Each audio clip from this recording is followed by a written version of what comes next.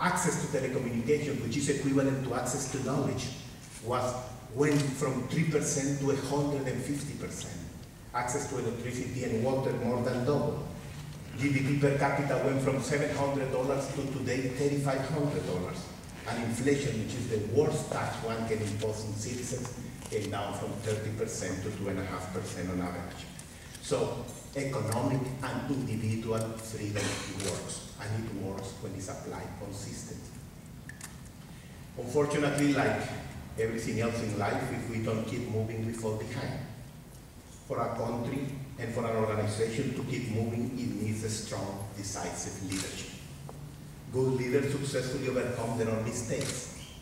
They have a vision, and they take actions for the next generation and not for the next election. You are part of a generation of leaders that will responsibly take destiny into your own hands. Continue to develop your abilities and think of the consequences of your actions. You have the power to change the life of many around the world for the better.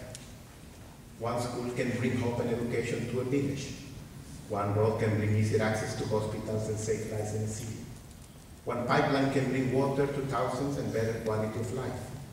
The bank has enormous resources that truly have the capacity to reduce poverty if used efficiently on our side and honestly on the side of the client. In that sense, you have the life of many in your hands. You have great power. So remember that with great power comes great responsibility. In 1963, the year I was born, Edward Norton Lawrence, a mathematician and meteorologist, presented a theory which proposed that a butterfly flapping its wings on one side of the world can move air particles that could produce a domino effect that ultimately will trigger a hurricane or an earthquake on the other side of the world. His peers laughed at him. To their surprise, he was proven correct.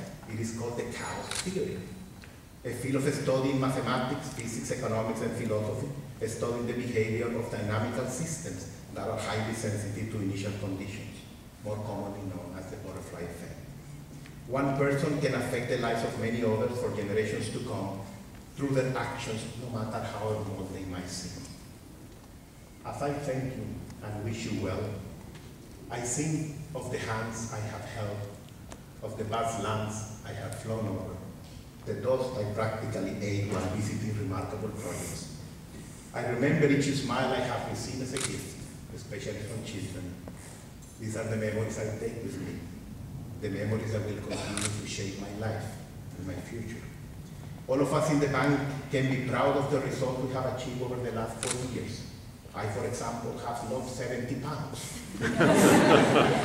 So as Bob highlighted from my work on the Arab World Initiative, the Middle Income Countries Strategy, and the governance front, to finding each and every opportunity to remove obstacles to private sector job creation in the countries we serve.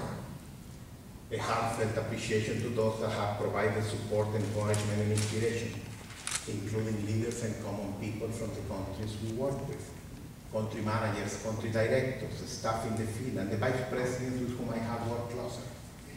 Thank you, Jimmy, Pamela, Obi, Shamsha, Shelly, Leonard, Marwan, Jeff, Daniela, Isabel. Like, I'm sure I'm going to forget people here, but to Captain Sharma, to Asedin, I sometimes come earlier than they do in the morning. A mis amigos del senior management team, Rossi, Graham, and Marie, Sumi, Lars, and Vincenzo, to executive directors with whom we always have a very constructive relationship, and wise leaders like Mr. Paul Volcker, to my advisors and assistants who have the great idea of doing the videos I can see. I want to especially thank to Peck, Avita, Bob, and Christina. Also to those that are no longer in my office, John, Rob, Anna, and Araceli. All my love to my wife, Floribel, who came back especially last night from El Salvador to be with me today, and my 4 children, Juan Jose, Sofia, Nadine, and Matias. They have been the source of inspiration and the destination of my paycheck. Life is so short that one ought to live each day as if it was the last of our days, as if you are about to be kicked again, doing and measuring how much one has learned and shared, distinguishing pretenders from performers. And I welcome my successor, Shrimulani Indrawati. She's a performer, that will reach higher grounds than the ones I did. When I joined the band, I understood that I had to put in the freezer part of my personal freedom. I take that freedom now. I take it with responsibility to continue my journey. As human, I'm likely to continue to make mistakes, but I haven't lost the strength of the will to correct and move forward. I encourage you to flap your wings, even though you think no one will notice or no one cares. And never, never be afraid to be kicked like a World Cup football or soccer ball, because you just never know when you will score a goal. Thank you, thank you.